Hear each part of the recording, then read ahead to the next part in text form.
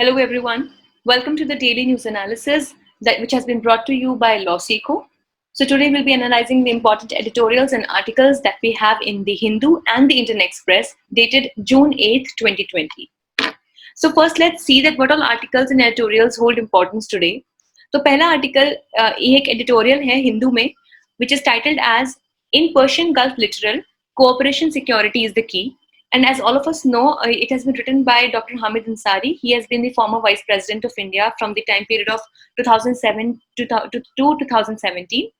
सो बहुत अच्छी ओपिनियंस इसमें बहुत अच्छा जिसको हम कहेंगे एनालिसिस दिया हुआ है about this area of middle east so इसलिए हमारे एग्जाम पॉइंट ऑफ व्यू से बहुत इंपॉर्टेंट है then secondly we have this another article which is there in the Hindu which is titled as addressing the elephant in the room. So ऐसा ही एक मिलता जुलता article जो है वो इंडियन एक्सप्रेस में भी है. So it has not been mentioned here separately, but the context is similar, so that has not been mentioned. That is why we haven't mentioned it separately. So ये अभी जो recently एक pregnant elephant की जो death हुई है केरला में उसके बारे में बात करता है and उसका क्या consequence है, man animal conflict के क्या issues हैं, we'll be talking about that. And finally, Assam gas leak, why it's tough to plug, what threat it poses to the area. So ये जो हमारा आर्टिकल है ये इंडियन एक्सप्रेस से है and this talks about the Assam gas leak जो भी recently हमारा 27 मई को जो हमारा गैस लीक हुआ था पर उसके जो इम्पैक्ट्स अब देखने को मिल रहे हैं हमें एनवायरमेंट पे और सोसाइटी पे उसको स्टडी करना बहुत जरूरी है. So getting to the first article which talks about the Persian Gulf. So Persian Gulf littoral. So जो पहले हम देखते हैं कि जिसमें नाम यूज हुआ है littoral. So actually में littoral का मीनिंग क्या होता है कि ये किसी भी लैंड का वो हिस्सा होता है जो सी से जो किसी वाटर बॉडी से बस कनेक्ट करने वाला होता है. ये एक्चुअल में क्योंकि पूरी बात ये पर्शियन गल्फ के एरिया की है इसको हम अभी डिटेल में हम स्टडी करेंगे तो एक्चुअल में जितना भी ये लैंड मास सारा टच करता हुआ है पर्शियन गल्फ वाटर बॉडी को तो उस एरिया का एक्चुअली लिटरल कहा गया है. सो दैट इसलिए ये वर्ड का मीनिंग भी हमें पता होना जरूरी है. तो पर्शियन गल्फ सबसे पहले क्या है उसको हम समझ लेते हैं क्योंकि जब तक हमें उसका ज्योग्राफिकल और जियोपॉलिटिकल सिग्निफिकेंस नहीं हो पता होगा तब तक हम इस एरिया को और इसकी जो सिग्निफिकेंस है पूरी दुनिया के लिए उसको नहीं समझ पाएंगे. सो this is the political map of middle east. तो एशिया का ही एक हिस्सा है बट ये जो है इस एरिया की एक अलग ही सिग्निफिकेंस है फॉर द होल वर्ल्ड. तो ये जो कंट्रीज हैं हमारी Iran, Iraq, Kuwait, Saudi Arabia, Qatar, United Arab Emirates and Oman. So these are the 8 nations, these are the 8 countries which actually surround the Persian Gulf and here is this Persian Gulf that we can see.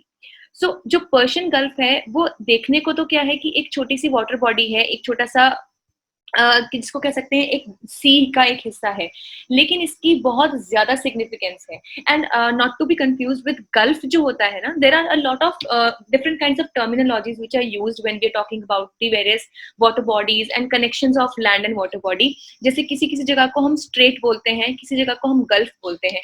तो gulf कुछ भी नहीं होता, बस वो एक land का ही एक हिस्सा होता है, एक सी का सॉरी एक हिस्सा होता है जो एक डीप इनलेट की तरह होता है, यानी एक डीप एंट्रेंस है जो ऑलमोस्ट लैंड से सराउंडेड हो. तो जैसे हम देख सकते हैं कि this is the Persian gulf, वो ऑलमोस्ट लैंड से सराउंडेड है. नाउ इसी तरीके से ये जो गल्फ ऑफ ओमान जो होता है तो this is the Gulf of Oman, ये भी ऑलमोस्ट इस साइड से पूरे से लैंड से सराउंडेड है. तो ऐसा कोई भी जो सी का हिस्सा होगा उसको हम गल्फ बोलते हैं.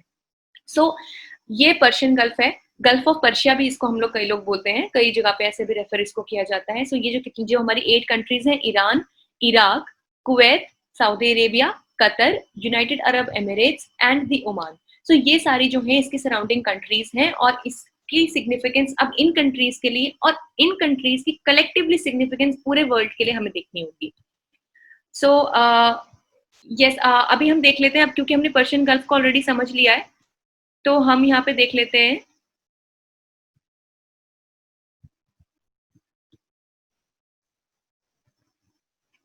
yes, so we'll be now studying इसके बारे में. तो जो हम पर्शियन गल्फ की हम बात कर रहे हैं ऑलरेडी हमें पता चल चुका है that it has been surrounded by 8 countries. Sorry for this mistake, it had to be 8 countries and Bahrain, Iran, Iraq, Kuwait, Oman, Qatar, Saudi Arabia and United Arab Emirates. So अभी हम बहरान को भी उसकी भी हम जो लोकेशन है उसको स्टडी कर लेंगे. सो इसकी हमें छोटी सी हिस्ट्री जो है वो जान लेते हैं। सो 1970 में अब क्या है कि ना ये बहुत सारी कंट्रीज जो हैं इनके आपस में बहुत रीजन से कन्फ्लिक्ट है।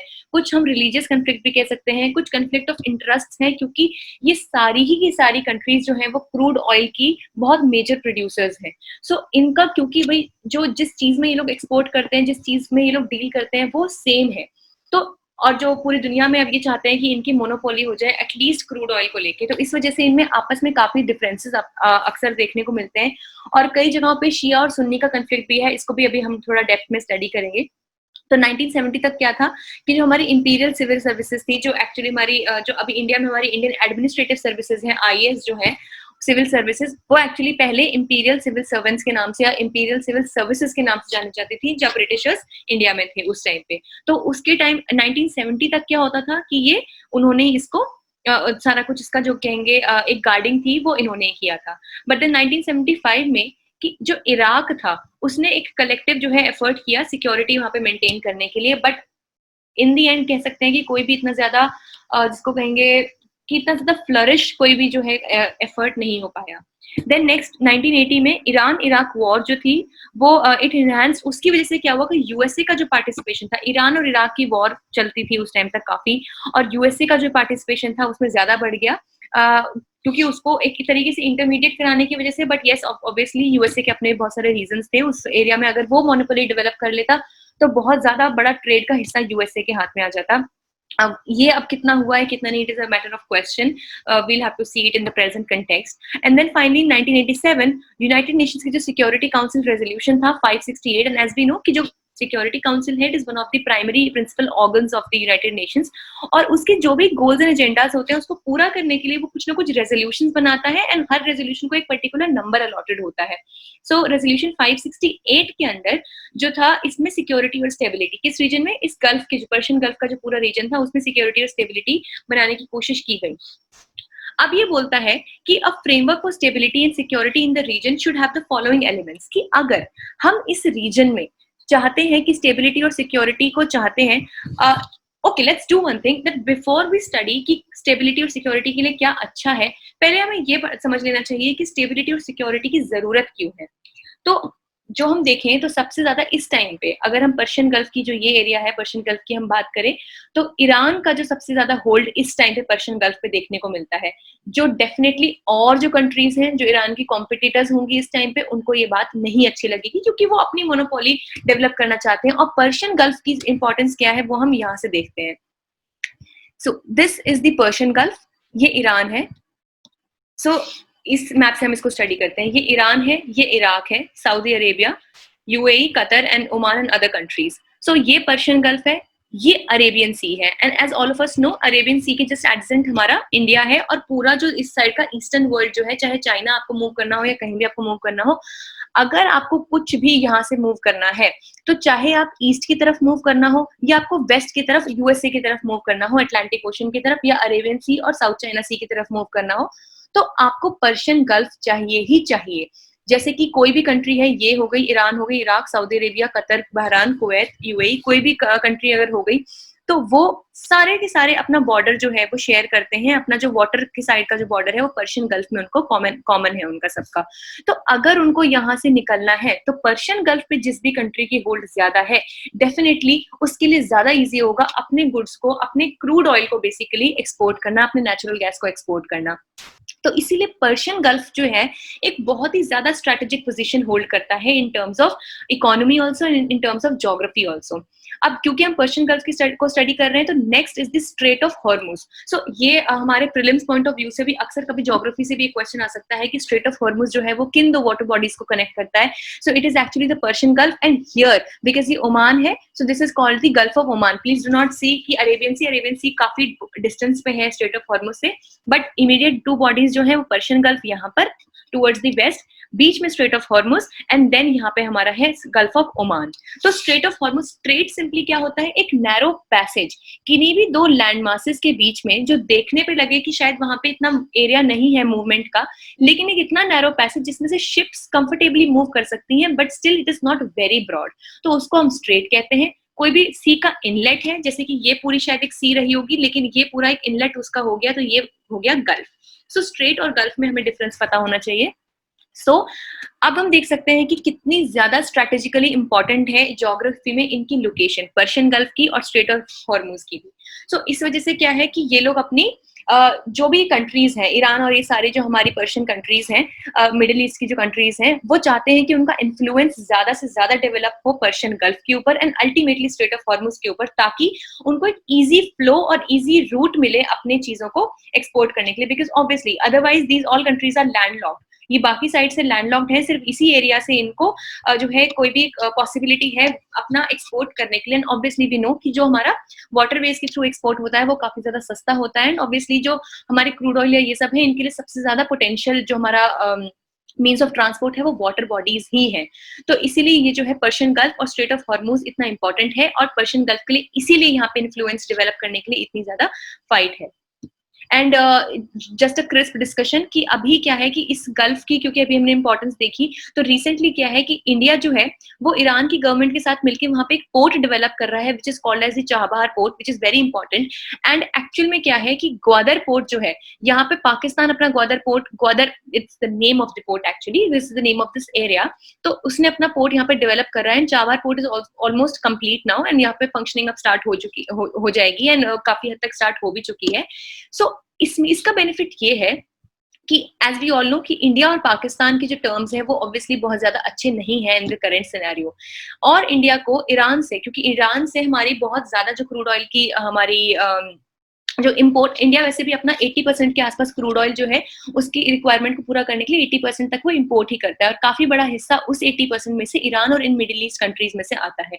सो अगर हमें अब कुछ भी मंगाना होगा, कुछ भी एक्सपोर्ट करना होगा ईरान को इंडिया की तरफ, तो सिंपली अपना चाबहार पोर्ट यूज करके आप देख सकते हैं कि डिस्टेंस कितना शॉर्ट कर दिया गया है। तो चाबहार पोर्ट यहाँ से मुंबई को भी कनेक्ट कर सकता है, एंड चाबहार पोर्ट यहाँ पे हमारा कांडला पोर्ट है गुजरात में, उसको भी कनेक्ट कर सकता है। और ये कह सकते हैं एक काउंटर आंसर है ग्वादर पोर्ट को, क्योंकि ग्वादर जो था वो पाकिस्तान के लिए बहुत बड़ा एडवांटेज डेफिनेटली था उसकी एक्सपोर्ट और सब चीजों के लिए। अदरवाइज क्योंकि देखिए पाकिस्तान भी लैंडलॉक्ड है बाकी अदर साइड से, लेकिन ये उसको एक ओपनिंग दे रहा था इस एरिया में। तो यहाँ पे भी गल्फ ऑफ ओमान में हमने चाबहार पोर्ट बना लिया, और जिसका एक बहुत बड़ा सिग्निफिकेंस ये है कि अब अफगानिस्तान भी, क्योंकि अगर वो अपने टर्म्स उसके ईरान से अच्छे हैं, तो अफगानिस्तान भी इस पोर्ट को यूज कर सकता है। अफगानिस्तान तो आप देखें टोटली लैंडलॉक्ड कंट्री है, तो उसके पास कोई वाटर बॉडी ऐसा है ही नहीं किसी दूसरे नेशन से कनेक्ट करने के लिए। तो अफगानिस्तान के पास अब ये इसका एक्सेस अगर है चाबहार पोर्ट का, तो वहां से भी हम अपनी चीजें इंपोर्ट कर सकते हैं, और अफगानिस्तान और जगहों पे भी इस पोर्ट को यूज कर सकता है अपने गुड्स एंड बाकी जो चीजें हैं उनको एक्सपोर्ट करने के लिए। तो इसीलिए हम देख सकते हैं कि ये जो पूरा एरिया है पर्शियन गल्फ का, स्ट्रेट ऑफ हॉर्मुज का, गल्फ ऑफ ओमान का और चाबहार पोर्ट का, ये सारा एरिया जो है वो काफी इंपॉर्टेंट है।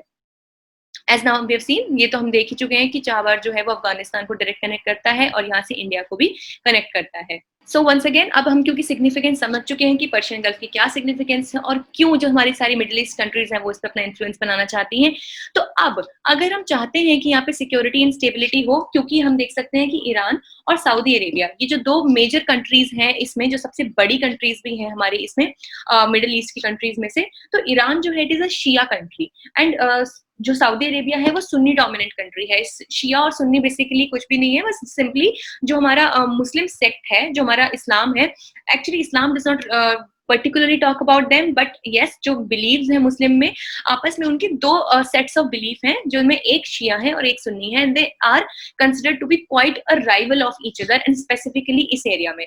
तो ईरान और सऊदी अरेबिया, ईरान खुद जो है वो एक शिया कंट्री है, जबकि सऊदी अरेबिया एक सुन्नी कंट्री है, तो ये इनको एक और रीजन दे देता है एक दूसरे पे डोमिनेंस डेवलप करने के लिए। तो डेफिनेटली एक तो स्ट्रेटेजिकल, जियोपॉलिटिकल और इकोनॉमिक रीजंस तो है ही है, उसके अलावा उनके पास रिलीजियस और जिसको हम कहेंगे कम्युनल रीजंस भी हैं एक दूसरे के ऊपर डोमिनेंस क्रिएट करने के लिए। तो इसीलिए यहाँ पे काफी ज्यादा जो है अनस्टेबल सिचुएशंस अक्सर अराइज हो जाती हैं और कंट्रीज में भी इसी इन रीजंस की वजह से। तो अब हम बात करते हैं कि क्या क्या वहाँ पे अच्छी जो है स्टेप्स लेने चाहिए हमें for the cause of development of stability and security. पहला, conditions of peace and stability obviously, then secondly freedom to all the states in the region to exploit their natural resources and export them. तो क्या है कि उनको individual freedom मिलनी चाहिए, किसी पे भी आपस में उनकी डिपेंडेंस नहीं होनी चाहिए किसी भी रीजन से, चाहे आप जियो पॉलिटिकल रीजन ले लो या इकोनॉमिक रीजन ले लो, रिलीजियस कम्युनल कोई भी रीजन लो, उनकी आपस में इतनी हद की इंटरडिपेंडेंस नहीं होनी चाहिए कि वो खुद की नेचुरल रिसोर्सेज और अपनी जो उनके पास अवेलेबल जो भी चीजें हैं वो उसको एक्सपोर्ट और एक्सप्लॉइट दोनों ना कर सके. So they should have complete freedom to do this. Then next it says that the freedom to commercial shipping in the international waters of the Gulf, exactly what we were talking about.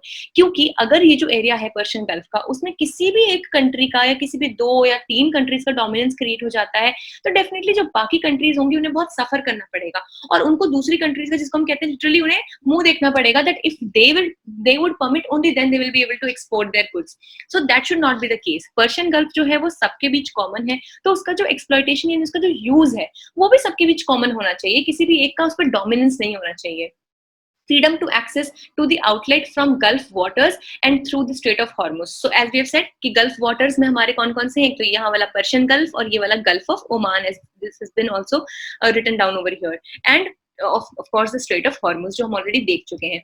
Then prevention of conflict during trade and shipping, क्योंकि अक्सर वही हो जाता है, क्योंकि और all in all क्या है कि अगर किसी भी एक का डोमिनेंस हम वहाँ पे प्रिवेंट करते हैं, एज इन सबका अगर इक्वल राइट और एक्सेस वहाँ पे हम उनको देते हैं, तो डेफिनेटली कंफ्लिक्ट भी वहाँ पे नहीं होगी regarding their trade and shipping. Then prevention of any emergency condition. So obviously ये सारा कुछ हो जाएगा तो कोई भी तरह की इमरजेंसी कंडीशन जो है वो प्रिवेंट कर दी जाएगी. देन ये हम ऑलरेडी पढ़ चुके हैं, this is very important. Straight of Hormuz की लोकेशन, पर्शियन गल्फ की location and gulf of Oman, this यहाँ पे उसकी लोकेशन. इन सारी कंट्रीज का कौन-कौन सी बॉर्डर्स अपने कौन-कौन सी गल्फ के साथ कौन-कौन सी कंट्री की लैंड बाउंड्री शेयर होती है.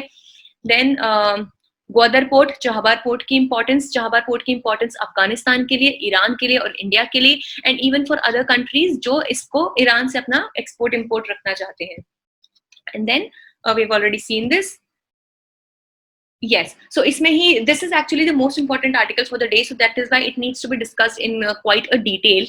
So इसमें है the important organizations, इसमें कौन-कौन सी हैं, तो 2 organizations जो है वो सबसे ज्यादा important है in this area of Middle East. पहला है हमारा OPEC और दूसरा है GCC. तो OPEC हमारा है Organization of the Petroleum Exporting Countries. तो बिल्कुल नेम सिंपली सजेस्ट कर रहा है कि एक्चुअल में है क्या, कि ये जो सारी कंट्रीज हैं ये हमारी पेट्रोलियम एक्सपोर्टिंग, क्योंकि इनका सबसे इंपॉर्टेंट जो इनका नेचुरल रिसोर्स है जो इनके पास अवेलेबल है वो क्रूड ऑयल है. पेट्रोलियम तो actually we make out of it, but crude oil के एक्सपोर्टिंग, तो जितनी भी सारी कंट्रीज हैं वो एक ऑर्गेनाइजेशन में एक साथ हैं जो भी पेट्रोलियम एक्सपोर्टिंग कंट्रीज है वो. एंड दूसरा Gulf Cooperation Council. So as we have seen that is the entire region of Gulf and उसके पूरे कोऑपरेशन के लिए जो काउंसिल थी, that's is the Gulf Cooperation Council. So ये सबसे 2 मेन ऑर्गेनाइजेशंस हैं जो एक्चुअली यहाँ पे फंक्शन करती हैं.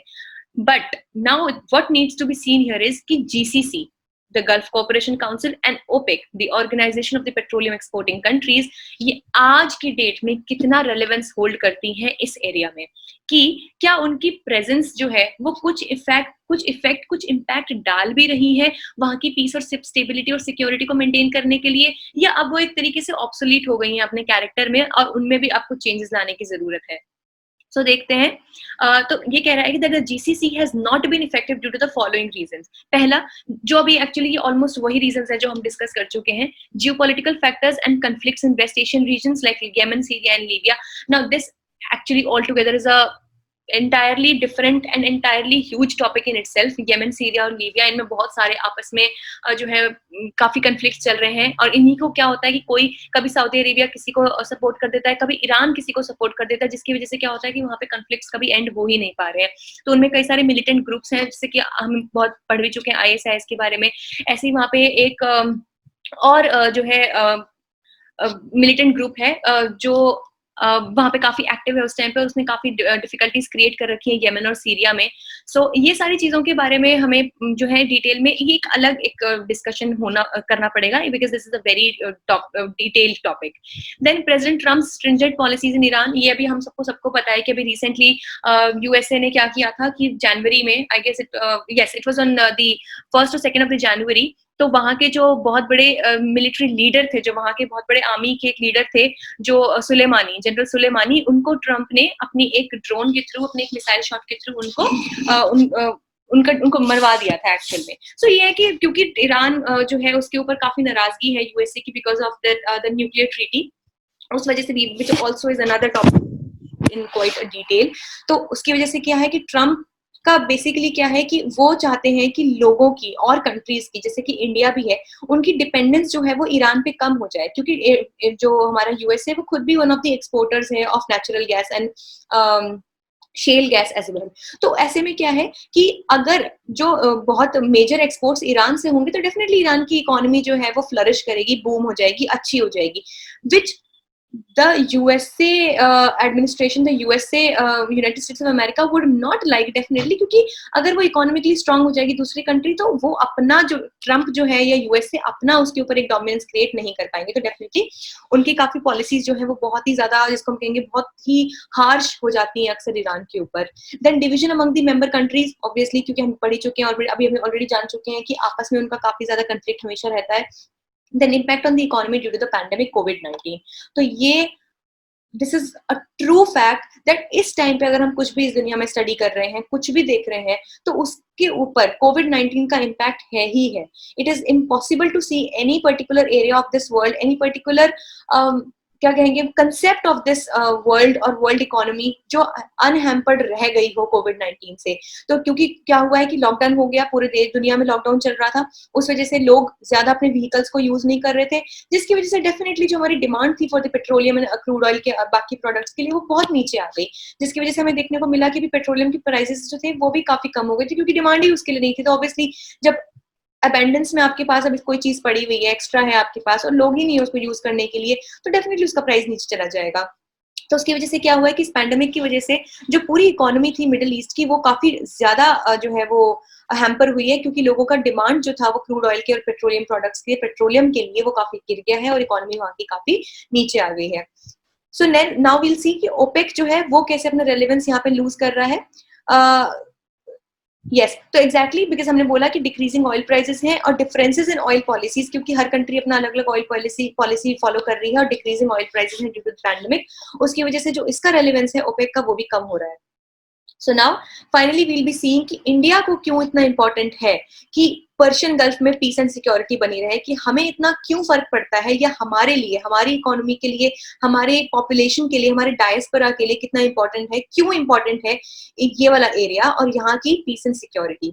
तो अगर हम बात करते हैं इंडिया की और जो हमारा गल्फ कोऑपरेशन काउंसिल है, यानी कि जीसीसी को ऑल इन ऑल अगर हम कह रहे हैं कि जो भी हमारी वाली कंट्रीज हैं जीसीसी में, इनकी ये हम क्यों इंपॉर्टेंट है हमारे लिए।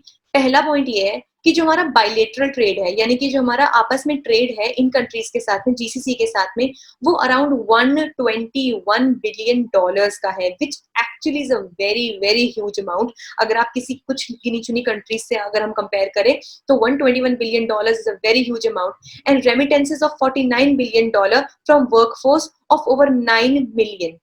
तो ये क्या है एक्चुअल में, क्या होता है कि हमारी बहुत इंडिया की काफी बड़ी पॉपुलेशन जो है वो मिडिल ईस्ट कंट्रीज में काम करती है। एज वी ऑल नो, काफी हमें सुनने को मिलता है that someone is working in Dubai, someone is working in Qatar, so and so. So बहुत सारी कंट्रीज जो हमारी मिडिल ईस्ट की हैं वो इंडिया की पॉपुलेशन के लिए एक बहुत अच्छा एम्प्लॉयमेंट का हब है। सो काफी बड़ी पॉपुलेशन हमारी इंडिया की जो है विच इज 9 मिलियन के आसपास, वहां पे हमारी वर्कफोर्स काम करती है और वहां से हमें काफी इनकम जनरेट होती है इंडिया के लिए। देन जीसीसी जो है वो सप्लाई करता है 34% of India's crude imports. As we had already heard, we had already studied about this कि इंडिया अपना ऑलमोस्ट 80% जो हमारा क्रूड ऑयल की जो हमारी रिक्वायरमेंट्स हैं वो हम इंपोर्ट के थ्रू ही पूरा उसको करते हैं, क्योंकि इंडिया में हमें पता है कि कोई भी ऐसा बहुत मेजर क्रूड ऑयल की प्रोडक्शन की कोई साइट नहीं है एक्सेप्ट फॉर मुंबई हाई, जिसके ऊपर अभी रिलायंस जो है उसका वो काफी वहाँ पे एक्सपीडिशंस कर रहे हैं। और उसके अलावा कोई खास इतने ज्यादा हमारे पास सोर्सेज नहीं है अपने खुद के क्रूड ऑयल को जिसको कहेंगे बनाने के लिए, क्रूड ऑयल को डेवलप करने के लिए। इसीलिए इंडिया की जो 80% इम्पोर्ट है उसमें से 34% जो है वो जीसीसी यानी कि इन्हीं कंट्रीज से आती है. Then companies in Saudi Arabia and Abu Dhabi are partners in a $44 billion investment in Ratnagiri oil refinery. So यहाँ पे जैसे हमने कहा कि मुंबई है में, और वहीं पे एक हमारे रत्नागिरी ऑयल रिफाइनरी भी है इंडिया में ही. सो वहां पे उन्होंने काफी ज्यादा इन्वेस्टमेंट सऊदी अरेबिया ने और अबू धाबी की कुछ कंपनीज ने करी है. एंड सऊदी अरेबिया की वी मस्ट नो कि there is very important oil company called as Aramco, Saudi Aramco, जिसपे अभी रिसेंटली 2019 में दो जो वहाँ की मेन मेजर साइट्स थी, अबकैक एंड खुरैस, तो वहाँ पे अटैक भी किया था, जिसकी जिम्मेदारी खैर यमन ने ली थी. बट सऊदी अरेबिया, क्योंकि उनकी ऑब्वियसली ईरान से नहीं बनती शिया और सुन्नी मैटर पे, तो उन्होंने ये कहा था कि वो ड्रोन जो थे वो ईरान से आए थे. तो ये सारी चीजें जो है ये इंटरकनेक्टेड है, और ये हमें सबको स्टेप बाय स्टेप हमें ये पढ़नी चाहिए और समझनी चाहिए, बिकॉज एक भी चीज का रेलेवेंस जो है वो दूसरे के लिए भी रेलेवेंट हो जाता है. तो एक की जो स्टडी है वो दूसरे के लिए भी इंपॉर्टेंट है. तो सऊदी अरेबिया और अबू धाबी की कुछ कंट्रीज ने हमारे रत्नागिरी ऑयल रिफाइनरी में $44 बिलियन का इन्वेस्टमेंट किया है, which is actually another huge investment. And then yes, India's involvement in the regions is driven by peace, stability, freedom to navigation, access to trade, technology and manpower. So इसीलिए ये बहुत important है, and that is why कि India के लिए भी बहुत important है कि पर्शियन जो सारा रीजन है, पर्शियन गल्फ का जो रीजन है, इसमें पीस एंड सिक्योरिटी बरकरार रहे. Now next, environmental destruction. तो ये जो है अभी हमें रिसेंटली जो हमारा हमें अभी जो रिसेंट केस हमें पढ़ने आया था, जिसमें था कि एक एलिफेंट जो थी, एक प्रेग्नेंट एलिफेंट थी, उसने गलती से एक कोकोनट था जिसमें फायर क्रैकर्स भरे हुए थे, और केरला में उसने जाके वो खाना उसको भूख लगी थी तो उसने वो खाने की कोशिश करी, but due to the fire crackers उसकी डेथ हो गई उसमें. Obviously the child also, the baby elephant, the infant also died along with her in her womb. So ये एक बहुत बड़ा इश्यू अभी देखने को मिल रहा है, क्योंकि बहुत लोगों ने, जो फार्मर था जिसने एक्चुअल में वो कोकोनट में अपने जो क्रैकर्स थे उसमें वो फिल किए थे. So actually, some of the news reports are also citing it to be a pineapple, but then today in this article in the Hindu it is mentioned as the coconut, but that anyway is not very relevant. The only point that is relevant here is कि अपनी crops को बचाने के लिए जो farmers हैं, वो जो जब इस तरीके के adverse steps लेते हैं, तो actual में उसका consequence क्या होता है, that is important. But one more thing that needs to be studied here is कि वो ऐसी सिचुएशन में आते ही कैसे हैं, कि इतनी डायर सिचुएशन कैसे आती है कि उनको अपनी क्रॉप को बचाने के लिए इतने ज्यादा एडवर्स स्टेप्स उठाने पड़ते हैं. सो इसको हमें दो तरीके से स्टडी करना चाहिए. पहला कि फार्मर्स के ऊपर क्या इम्पैक्ट है, और दूसरा वाइल्ड लाइफ के ऊपर इसका क्या इम्पैक्ट है. तो पहला अगर हम देखें तो जो प्रॉब्लम्स है इंडिया में रिलेटेड है ह्यूमन एनिमल कंफ्लिक्ट से, तो क्या होती है, पहले wide spread destruction of the crop. तो होता क्या है कि जो बाकी बहुत सारी डेवलपिंग कंट्रीज होती है ना, तो उनमें क्या होता है कि जो भी कोई इस तरह का अगर एनिमल है, वाइल्ड एनिमल है, जो ओवर अबेंडेंट, एज इन की जिसकी पॉपुलेशन बिल्कुल हमें उसकी चिंता करने की जरूरत नहीं है, और वो ऑलरेडी काफी पॉपुलेशन में होते हैं, तो उसको क्या होता है कि उसको डिक्लेयर कर दिया जाता है एज वर्मिन.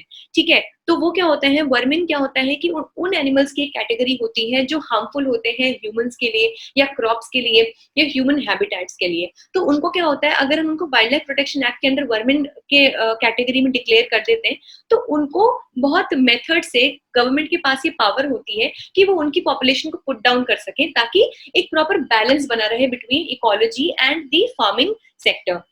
बट इंडिया में प्रॉब्लम क्या होती है कि लोग जो होते हैं वो unnecessarily at times, see this is not to be misunderstood, activism is important, and environmental activist जो होते हैं they are really doing a great job on this.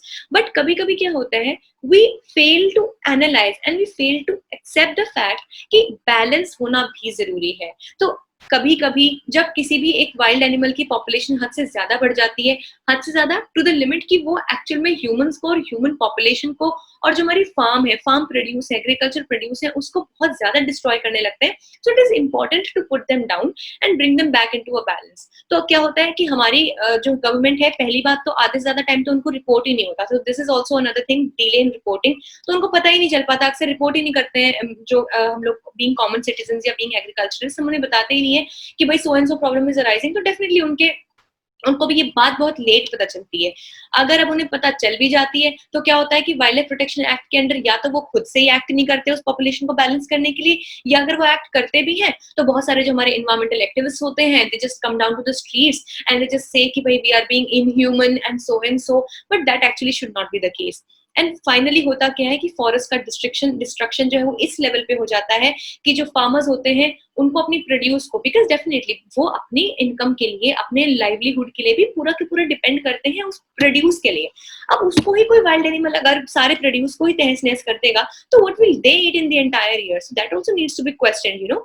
सो जो फार्मर्स हैं उनकी सारी की सारी प्रोड्यूस जो है वो डिस्ट्रॉय हो जाती है, एंड एंड में व्हाट हैपेंस इज उनको थोड़ा बहुत कॉम्पनसेशन गवर्नमेंट की तरफ से मिल जाता है, जो कॉम्पनसेशन उस प्रोड्यूस का जो एक्चुअल वैल्यू थी, जो एक्चुअल में वैसे इस वक्त क्योंकि बहुत डिटेरियोरेट हो रही है, क्योंकि हम फार्मर्स को उनके पूरे राइट्स और जो वैल्यू है उनकी फार्म प्रोड्यूस की वो दे नहीं पा रहे, तो वो पहले से ही कम है, और अब उसका भी एक छोटा सा हिस्सा वो कॉम्पनसेशन होता है। अब अगर हम इमेजिन करें कि उस फार्मर के ऊपर कितना प्रेशर है अपनी फैमिली के लिए, अपने नेक्स्ट प्रोड्यूस के लिए सेविंग्स रखने के लिए, तो डेफिनेटली अगर उसको कुछ भी और समझ में नहीं आएगा तो वो इस तरह के मेथड्स को अपनाएगा ही। तो इसीलिए इस टाइम पे इंपॉर्टेंट है अथॉरिटी के लिए भी कि वो अपने लिए एक कॉग्निजेंस ले इस बात का और एक प्रॉपर और सही मेथड निकाले इस मैन और एनिमल की जो नेगेटिव कन्फ्लिक्ट है, जो नेगेटिव इनका आपस में इंटरेक्शन है, उसको कंट्रोल करने के लिए।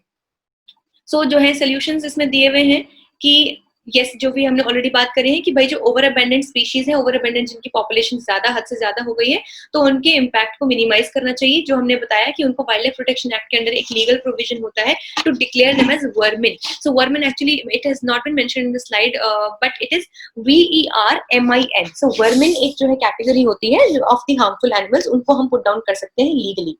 Then separate human and wild life spaces, क्योंकि कई जगह पे क्या होता है कि हम जो है हाईली प्रोटेक्टेड एरिया, जिनको हम प्रोटेक्टेड एरियाज बोलते हैं, वो बहुत कम है। तो हम देख सकते हैं कि ओनली 25% ऑफ द एनिमल्स जो हैं, ऑफ द एलिफेंट्स, वो इन प्रोटेक्टेड एरियाज में फॉल करते हैं। तो डेफिनेटली अगर इतना एरिया हम उनके लिए रिस्ट्रिक्टेड रखेंगे तो they will move out to other and outer places in search of their food and water.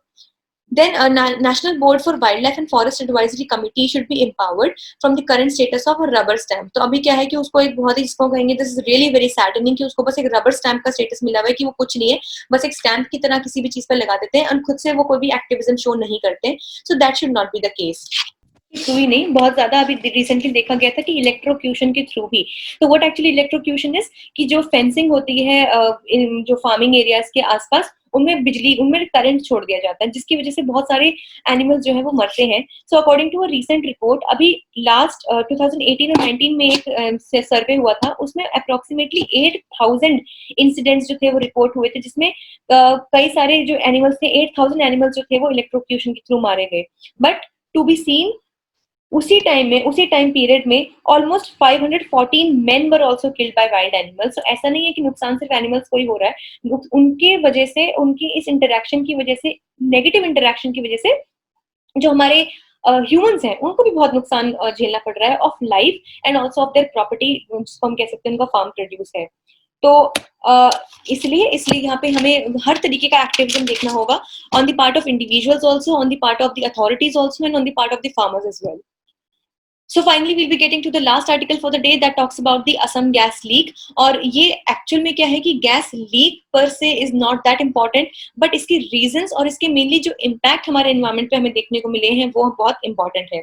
तो इसने बोला है कि सिंस May 27 नेचुरल गैस जो है वो कंटिन्यूसली निकलती जा रही है।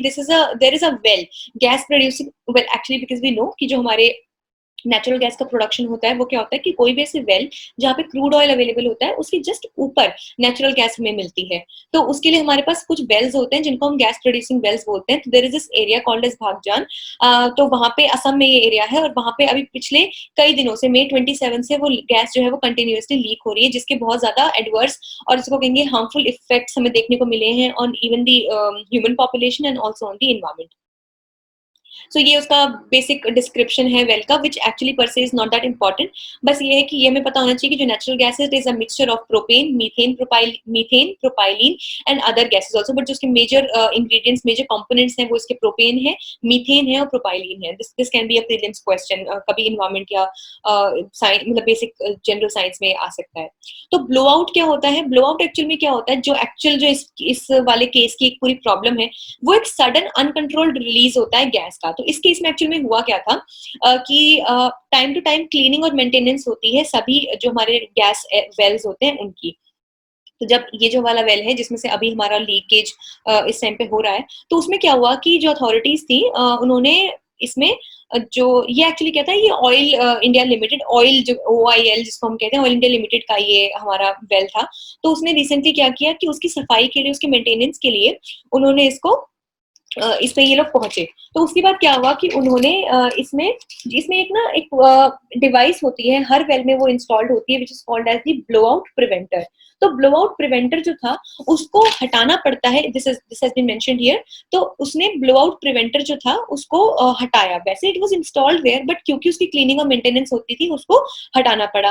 अब जैसे उन्होंने उसको हटाया तो क्या हुआ कि उसमें से काफी ज्यादा एयर, जो हमारी नेचुरल गैस थी, वो लीक होने लगी। उसको जो उन्होंने मेजर्स कंट्रोल करने के लिए क्या लिया कि उसने काफी सारा वाटर उसको पोर किया, कि डेफिनेटली, क्योंकि क्या होता है कि वाटर जो होता है वो गैस से हेवी होता है, तो वो उसको कवर कर देता है और गैस जो है वो एस्केप नहीं कर पाती वाटर के थ्रू। बट क्या हुआ कि उसने वाटर वाला जो हमारा जो स्टेप था वो भी काफी ज्यादा सक्सेसफुल नहीं हुआ, और अब क्या है कि जो गैस है वो काफी ज्यादा वहां से फ्लो आउट कर रही है। सो अभी रिसेंटली क्या है कि there is this team from Singapore which is this firm called as Alert Disaster Control, वो भी पहुंच गई है, एंड ONGC का भी इसमें काफी ज्यादा जो है इनपुट लिया जा रहा है। लेकिन अब हमें सबसे ज्यादा इंपॉर्टेंट क्या है कि इसका इफेक्ट क्या है, इस तरह की गैस लीक्स, क्योंकि ऑब्वियसली ये करते क्यों है, होती, हम गैस को वेंचर करते क्यों है, अपनी ह्यूमन की जो हमारी एनर्जी की जो रिक्वायरमेंट्स है उसको पूरा करने के लिए। बट उसमें जब भी कोई इस तरह की डिस्क्रिपेंसी, कोई भी अगर फेलियर होता है तो उसका इम्पैक्ट कितना गहरा होता है वो हमें पता चलना चाहिए। So around 1610 families and 3000 people, तो इतने सारे लोग जो है उनको आसपास के जो एरियाज थे उनको वहां से इवैक्यूएट करा दिया गया है, and they have already started complaining of problems like burning I and headache. तो अब अगर हम इसको इस टाइम पे स्टडी करें, कोविड-19 की वजह से जहाँ पे ऑलरेडी अथॉरिटीज पे और लोगों पे इतना ज्यादा प्रेशर है, इतना स्ट्रेस है, तो उसकी वजह से क्या है कि पहले ही इतना प्रॉब्लम चल रहा था, and we are talking a lot about social distancing, पर अब जब उनको इवैक्यूएट करके हमने कैंप्स में रखा है तो ये देखने वाली बात है कि कितनी ज्यादा फैसिलिटीज अब उनको अवेलेबल वहां पे होंगी, और अब वो कितने रिस्क पे है कोविड-19 के भी। तो और भी जो वहां पे इनफैक्ट हमें देखने को मिला है कि बहुत सारे जो वेराइटी ऑफ फिशेज है, और एक एंडेंजर्ड स्पीशी है गिंगेटिक डॉल्फिन की, वो ऑलरेडी मर चुकी हैं। सो इस गैस के इम्पैक्ट की वजह से ऑलरेडी हमारा नेचर का इतना ज्यादा, इतनी स्पीशीज का नुकसान हो चुका है। एंड पास में ही इस एरिया के जहाँ पे गैस लीक आउट हुआ है उसके पास में देर इज दिस वेटलैंड जिसको हम मोगरी मोतापंग वेटलैंड के नाम से जानते हैं। सो वहां पे बहुत सारी बर्ड्स, बटरफ्लाईज, वाइल्ड कैट्स और फेरल हॉर्सेज वहां पे अवेलेबल होते हैं, जिसको फिर से काफी नुकसान पहुंचा है।